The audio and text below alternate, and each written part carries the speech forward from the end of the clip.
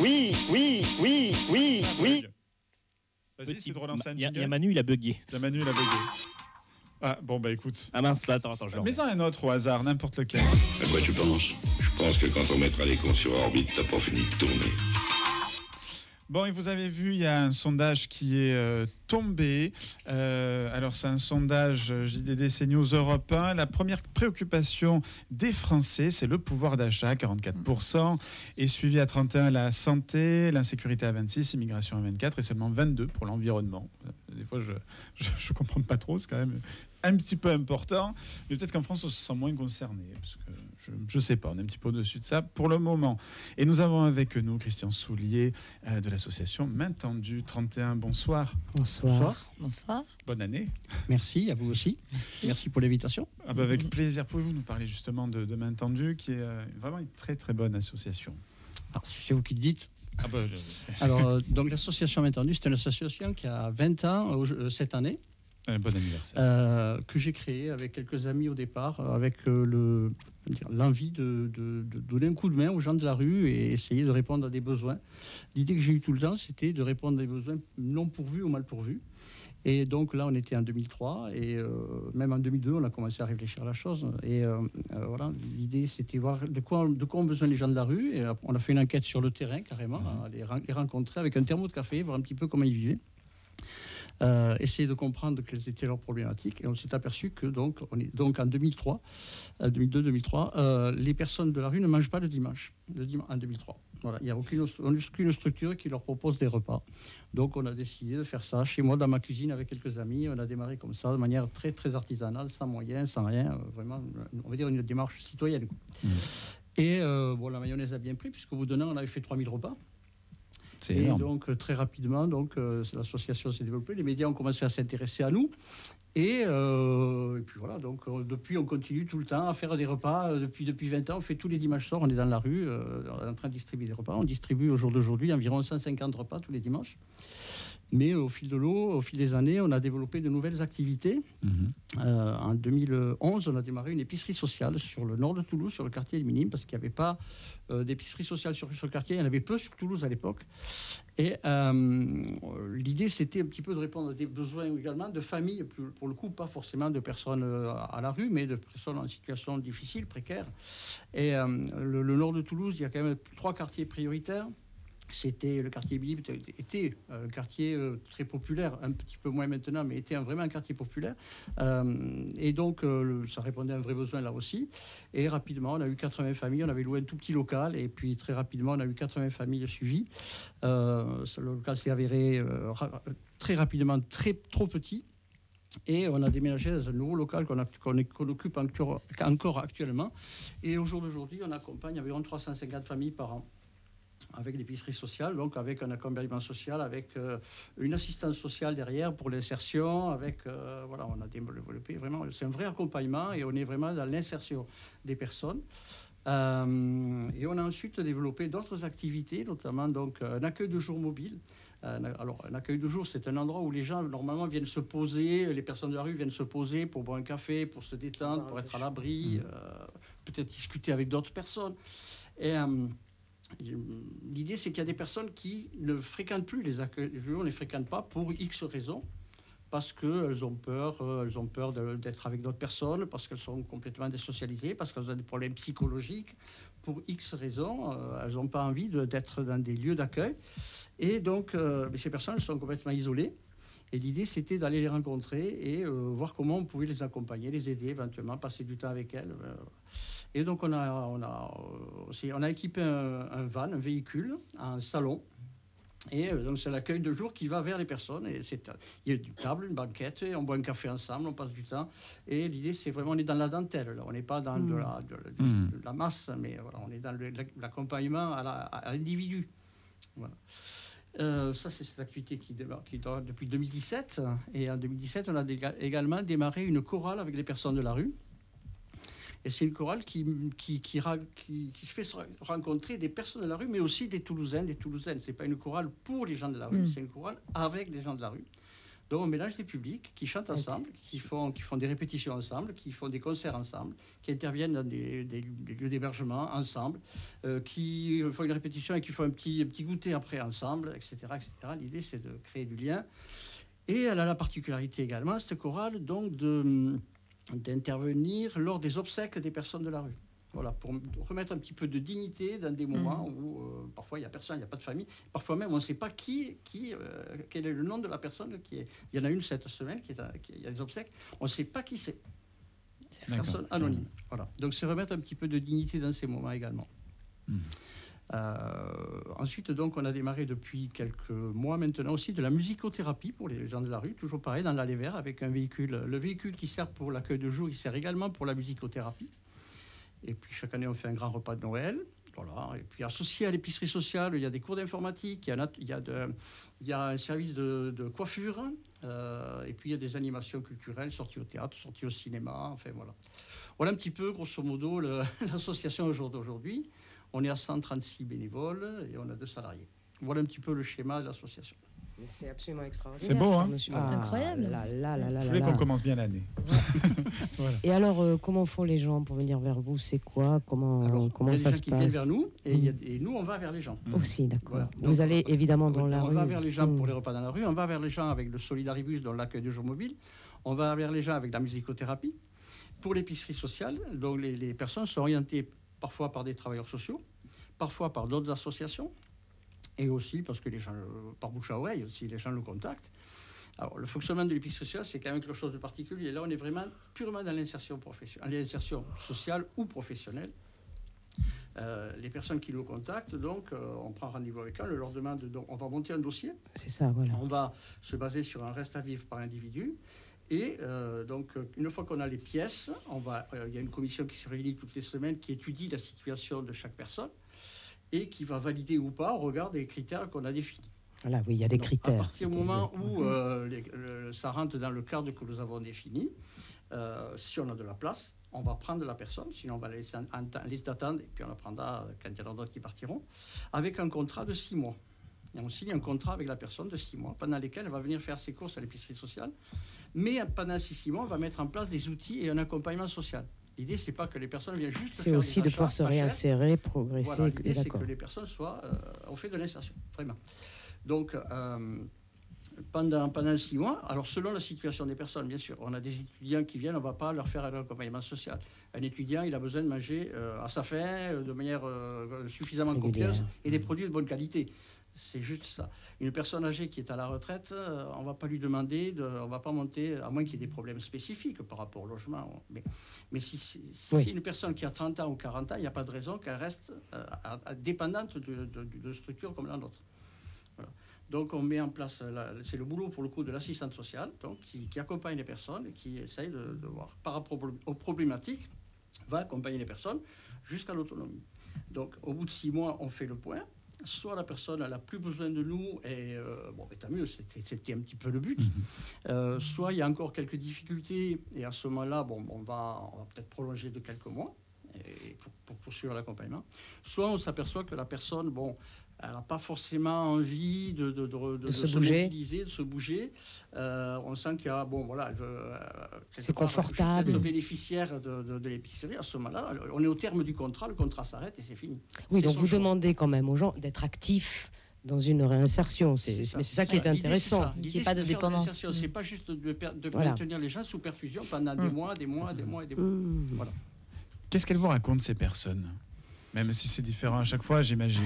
Alors moi, je ne les rencontre pas beaucoup, parce que c'est vrai qu'on a je vais vous expliquer, 350 familles, ce qui fait plus de 800 personnes qui sont accompagnées par l'épicerie sociale. Qu'est-ce qu'elles racontent ? Elles racontent qu'elles sont souvent en difficulté. Alors, les problématiques qu'on rencontre, c'est les femmes seules avec enfants. Voilà, les familles monoparentales, ça c'est le gros problème. On a c'est la majorité des gens qui viennent chez vous. La majorité des personnes.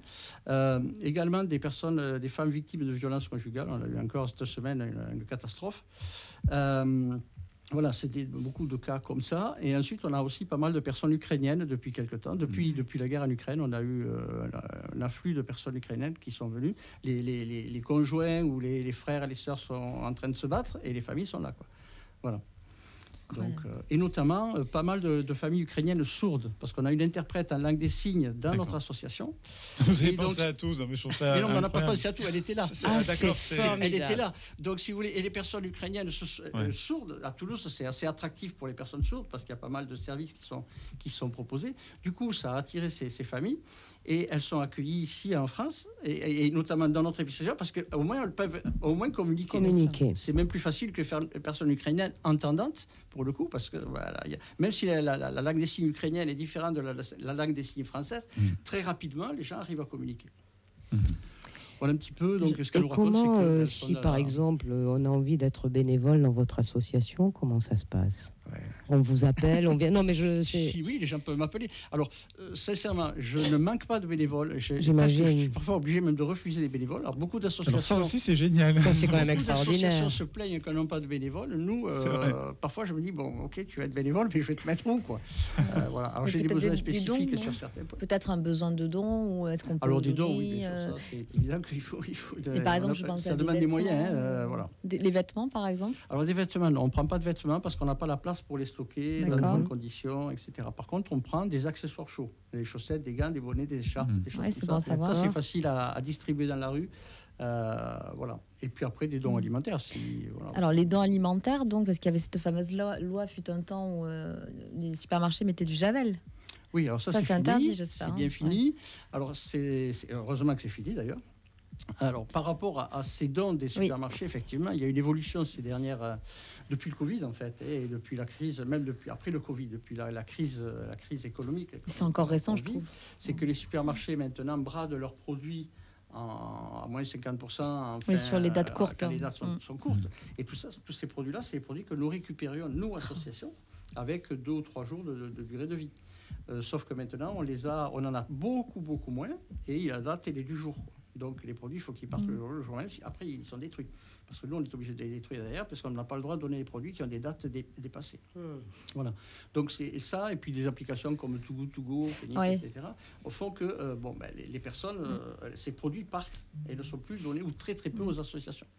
Et donc, on manque de produits frais dans les associations. Et donc, ça, c'est pas que nous, c'est général. C'est des discussions que nous avons régulièrement avec les autres. Mais les particuliers pourraient vous donner ? Alors, les particuliers peuvent nous donner. Mais il ne faut pas que ça dépasse la date. Alors, ça dépend des produits. Si moi, personnellement, je vous le dis, c'est pas bien. Et parfois, j'oublie des yaourts, etc. Alors non, si c'est des produits qui sont dépassés, on peut pas les prendre. Oui, non, on est soumis à la même réglementation. Alors qu'ils sont encore valables. Moi, je les consomme, bien sûr, mais je n'ai pas le droit de les proposer. Oui, bien sûr. Je n'ai pas le droit de les proposer. Alors, par contre, des particuliers peuvent nous donner des conserves, des biscuits, des produits de l'épicerie sèche. Bien sûr, avec grand plaisir. Oui, bien sûr. Et est-ce que vous avez déjà vu des changements de comportement des gens quand ils viennent dans votre association au fur et à mesure du temps? Alors, des changements, oui. Alors j'ai plusieurs exemples. Enfin, je vais vous citer, vous raconter l'histoire d'une personne. Voilà, juste pour donner un petit peu l'image de ce qu'on peut faire. Je parle avec du Solidaribus, là, l'accueil de jour mobile. Donc, il y avait les équipiers visitaient dans un squat, un petit squat où ils étaient 5-6 personnes. Il y avait, je sais pas, il y avait 2 ou 3 femmes, 2 ou 3 hommes, etc. Et puis un jour, donc, nos équipiers rencontrent une des femmes de ce squat qui avait été battue par l'homme avec lequel elle vivait dans le squat. Mais battue, quoi, pas simplement caressée fortement, vraiment abîmée. Et donc, ils se sont occupés d'elle, donc appelé le 115. On travaille avec le 115, qui est le numéro d'urgence pour les sans-abri. On travaille en étroite relation avec eux. Et donc, on appelle le 115 pour de l'hébergement. Le 115 la met à l'abri. Et puis, cette dame, on continue de s'occuper d'elle. Régulièrement, elle est visitée, on l'appelle, etc.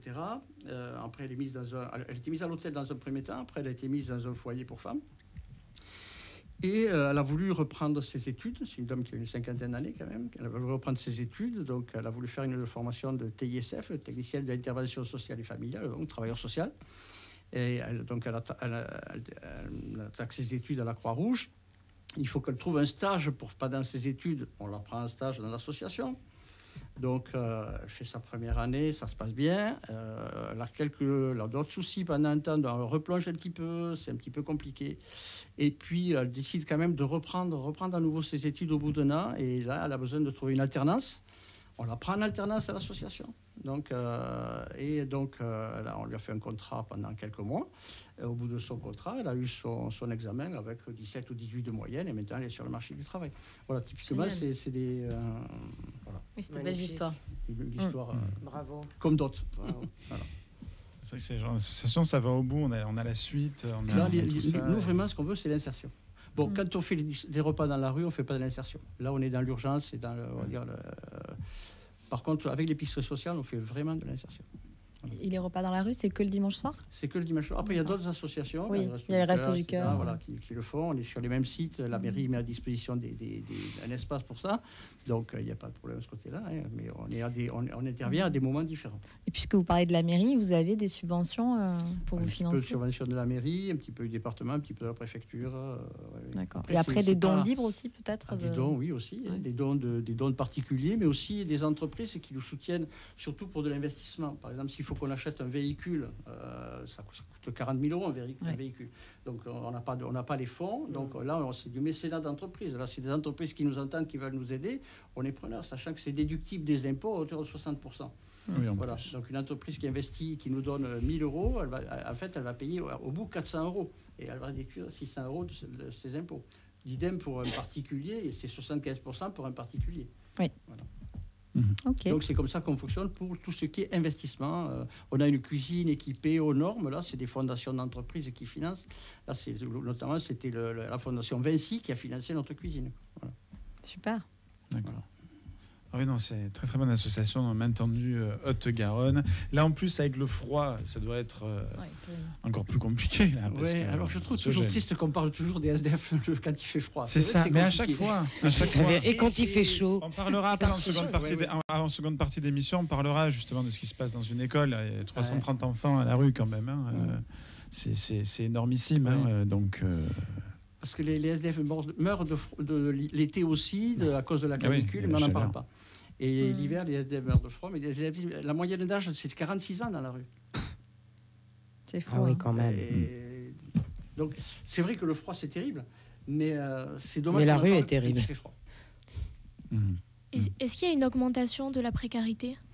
Alors, nous, pour nos distributions de repas, on est à peu près stable. On est à 6 500 repas par an environ, c'est à peu près stable. Pour l'épicerie sociale, on sent une augmentation. Alors, de 2021 et 2022, on a fait plus 20%. Entre 22 et 23, on a fait plus 20%. Là, ça s'est stabilisé. Je suis en train de faire le rapport d'activité, donc je suis en train de voir les chiffres. On a un tout petit peu moins de familles, mais on a plus de monde. C'est des familles plus nombreuses. Voilà. En fait, on a plus d'adhérents, on va dire, de personnes aidées, mais avec une dizaine de familles à moins par rapport à l'année dernière, sur l'année 2023. Voilà. Donc, on sent qu'il y a quand même la précarité. On va dire, nous, on le sent quand même parce qu'on a beaucoup de demandes. Et on peut pas, à la limite, on peut même pas répondre à toutes les demandes. Là, au jour le jour. Il y a un moment donné, on avait arrêté de prendre des personnes parce qu'on n'était pas en capacité, à la fin d'année, là, on n'était pas en capacité d'absorber les personnes qui le demandaient. Voilà. Donc on a recommencé parce que comme quand même ça tourne chez nous, on bloque pas le système. Les gens, puisqu'au bout de 6 mois, ils s'en vont. Une majorité. Donc ça permet de recevoir de nouvelles personnes. Est-ce qu'il y en a beaucoup qui reviennent? Alors parfois, oui. Parfois, il y a des personnes, elles s'en vont pendant quelques temps parce que leur situation s'améliore, elles ont trouvé un boulot, puis après, elles replongent pour X raisons. Et ça arrive. C'est rare, mais ça arrive. Donc, quelquefois, oui. Et les personnes que vous accompagnez, est-ce qu'elles trouvent facilement du travail ou est-ce que ça s'accompagne forcément d'un fort taux de chômage? Alors, je parlais de personnes. Alors, il y a des multi-problématiques.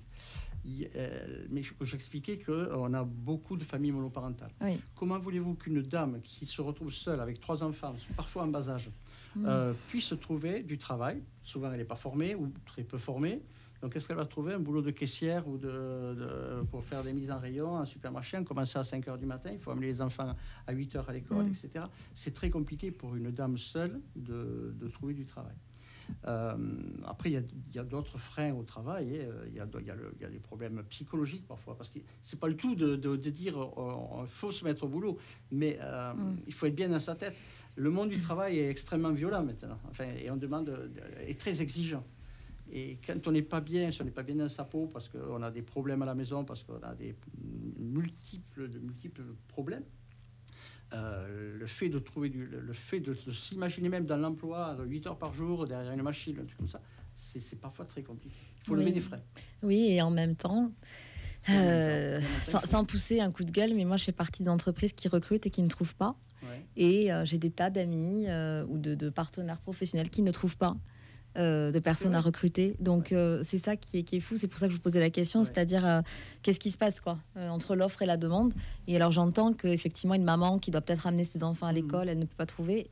Mais voilà, c'est pour ça que je vous posais la question. C'est pour faire le lien entre le fait que nous, on ne trouve pas, alors qu'on cherche. Et on aimerait bien aussi pouvoir offrir du travail à des gens qui sont dans le besoin. Alors typiquement, vous voyez, je vous disais tout à l'heure, il y a des gens on s'aperçoit qu'ils n'ont pas forcément envie. Et ces personnes-là, elles n'ont pas envie, elles ne vont pas trouver du travail parce qu'elles n'ont pas envie, elles préfèrent aller taper au portes sociales. Moi, c'est pas mon problème, c'est leur problème. Par contre, nous, ce qu'on veut, c'est que les gens s'en sortent. Voilà. S'ils font le choix de vivre comme ça, c'est leur choix. Oui. Ça se respecte, c'est leur choix. Mais bon, pas pour nous. Voilà, c'est pas je trouve ça extrêmement intéressant, justement, que vous ne les mainteniez pas dans cet état, mais que justement il y ait une marge de progression et ça je trouve que ça tire par le haut ces personnes on les maintient pas dans quelque chose d'assisté. C'est un contrat, c'est-à-dire la personne quand elle signe le contrat, la personne alors en fonction de la situation, la personne va lui dire voilà, vous allez prendre rendez-vous dans les 15 jours avec l'assistante sociale. C'est obligatoire. Si elle prend pas rendez-vous, la personne elle ne sera pas servie à l'épicerie sociale. Quelque part, on force la main un petit peu quand même. Voilà. Bien sûr. Et ensuite, l'assistante sociale, je ne suis pas assistante sociale, je ne connais pas le métier, mais elle va lui fixer les objectifs, elle va l'accompagner dans des démarches, mais il faut aussi que la personne se prenne en charge un petit peu. Voilà. Donc, si on lui donne les outils, que la personne ne s'en saisit pas, oui, je comprends. On ne peut pas faire pour elle. C'est bien structuré, je trouve. On fait avec. Voilà. C'est carré, ça marche bien. Elle porte bien son nom. Oui, c'est vrai. Et puis après, tu as aussi des SDF, j'en ai connu, j'en ai déjà croisé, qui ont décidé de vivre comme ça. Qui ont décidé de vivre, voilà, effectivement. Il y en a un, il s'est posé un jour, il allait au travail, et puis il en a eu marre. Il s'est posé, il avait des livres, et il s'est dit, je vais lire un livre là. Je vais pas au boulot, rien à foutre. Il en avait marre. Ce qu'on peut comprendre, parce qu'il y a des boulots, franchement, nous ça va en radio. Enfin, mon radio, je pense qu'avec Camille, bon, ça va. On passe notre journée à discuter. Voilà, c'est pas un vrai métier, on est d'accord. C'est clair. Tu fais quoi comme métier sinon ? Sinon, à côté de la radio, rien. Je suis un saltimbanque. Et je vis. Ouais. Et qui disait, moi, j'ai décidé d'arrêter parce que je pouvais plus. Ce monde-là ne m'intéresse plus. Voilà. Et donc, il est dans les livres, il s'intéresse à l'actualité. Et il est aidé par des gens, donc il dort chez des gens le soir, mais en journée, il a dit, voilà. Mais à partir du moment où c'est un choix, c'est un choix de vie. C'est choisi, c'est pas subi. Voilà, il faut pas que ce soit subi. C'est ça. Moi, je connais des gens qui dorment dans leur voiture. Comment voulez-vous aller travailler quand vous avez dormi dans la voiture ? Non, c'est pas possible. Et oui, parce qu'après, c'est le serpent qui se mord la queue. Vous ne pouvez pas vous laver. Ou tu te douches. C'est ça, tu peux rien faire. Vous ne pouvez pas tout être. Et puis des situations de vie où c'est la descente aux enfers. Ça part souvent de pas grand-chose. C'est une spirale en plus. Tu peux rentrer. Et ça arrive très vite. Moi, je me souviens avoir vu à un moment à Paris, on avait rencontré justement un SDF qui était devenu, avec une amie, notre SDF que nous allions voir une fois par semaine. Mais c'était un monsieur qui avait été un grand avocat, une spirale. Et soudainement, ça peut nous arriver à nous. Mais c'est ça. Nous pouvons nous-mêmes. Attention, la route. C'est très délicat aujourd'hui les situations. Tu peux tout d'un coup avoir une série de circonstances qui font que tu te retrouves à la rue. Et là, ça doit être extrêmement, parce qu'il doit y avoir tellement de cas différents, mais il doit y avoir des gens pour qui c'est terrifiant. Enfin, ça l'est pour tout le monde, mais tu te retrouves, tu vois, tu as un job, et puis tout d'un coup, flaf, tu es dans la rue. Et ça doit arriver aujourd'hui. C'est ça. En fait, bon, moi, j'ai connu, je rencontre un petit peu moins les jeunes. Par mon fonction, j'ai beaucoup de travail administratif. Je suis un petit peu moins proche des gens, même si j'essaie de temps en temps d'aller les rencontrer. Mais j'ai connu des personnes qui avaient un gars, il avait une entreprise, il avait des salariés, et puis il y a eu un problème familial, je ne sais plus les détails, mais bon, voilà. Et puis à un moment donné, il y a tout qui casse. quoi. Et puis si moralement ça va pas, on perd un petit peu les pédales, et puis voilà, on se retrouve à la rue. Alors qu'il vivait bien, il avait sa maison, sa famille, une entreprise avec quelques salariés, et puis ça a capoté, quoi. Il y avait une avocate sur Toulouse comme ça, il y a une vingtaine d'années, Qui s'est retrouvée qui se faisait appeler la comtesse. Elle était dans le quartier de Matabio, et elle avait perdu son mari et sa fille dans un accident de voiture. Et là, descente aux enfers. Vous l'avez connue. Et j'étais bien plus jeune, et ça m'avait marqué cette histoire. Moi, j'avais une chose qui m'avait marqué quand je vivais à Madrid. Il y avait la station de métro Séville avant moi. Et il y avait une clocharde, une dame, qui avait de la gueule et qui était toujours au même endroit.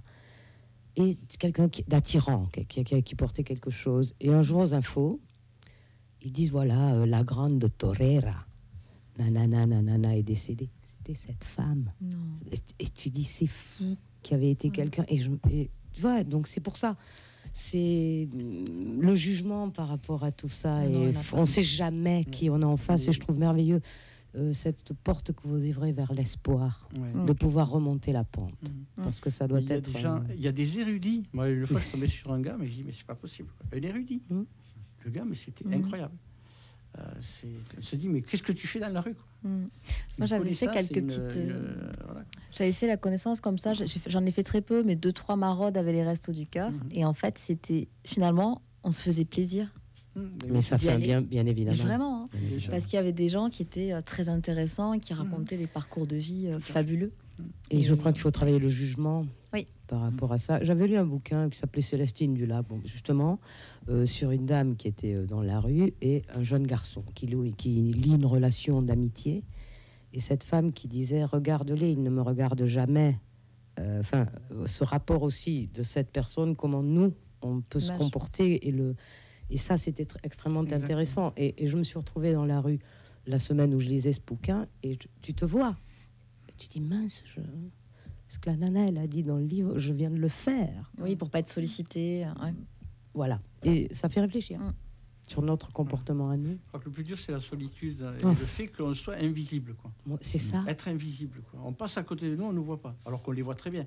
On tourne la tête comme si on ne t'avait pas vu. Comme tout ce qui dérange. Même mais un sourire dit bonjour. On n'est pas obligé de donner une pièce à chacun, mais au moins dire je t'ai vu, bonjour. Voilà, juste bonjour monsieur.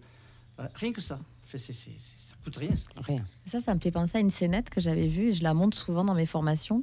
C'est un monsieur qui est déguisé en SDF et qui simule une crise cardiaque. Donc il tombe, je ne sais pas si vous l'avez vu, et donc les passants regardent, enjambent, ils mettent 2 minutes 50 avant d'intervenir. Alors, la même personne, juste après, le même monsieur, tu le déguises en cadre. Tu le mets en costume. Alors, mais justement, j'ai quelque chose à dire à ce propos. C'est 20 secondes. Ouais. Alors, incroyable. Est-ce que vous vous souvenez quand même l'année dernière d'un truc qui avait fait un peu le buzz, un monsieur qui s'appelle René Robert, René qui était un très grand photographe à l'époque, de flamenco, il nous a tous photographiés. Ce monsieur a eu un malaise dans le 10e arrondissement, il était en costume cravate, le mec, il allait à un rendez-vous, il a eu un malaise, il est décédé dans la rue car il est resté couché devant une porte cochère quasiment tout l'après-midi, personne ne s'est arrêté, il était en costume, et ça avait fait un très très gros scandale de cet ami, qui était quelqu'un que nous connaissions, qui est décédé dans la rue parce que personne ne s'est arrêté pour voir ce qu'avait ce monsieur. C'est quand même dingue. Bah ouais. Et ça avait fait, c'était sorti dans tous les... Et il est mort dans la rue. C'est incroyable. On ne s'arrête plus pour regarder quelqu'un, et ça fait réfléchir, quoi. Bref. Ouais. Mais complètement. Oui, Camille. Pour revenir sur les SDF, moi j'ai quand même un peu peur d'eux, en fait, parce que... Mais ça, c'est culturel. Mais non... Je sais pas comment dire, mais c'est pas. Enfin, par exemple, j'ai été confrontée à une fille qui me demandait si je pouvais lui acheter dans un magasin si j'avais pas un peu d'argent.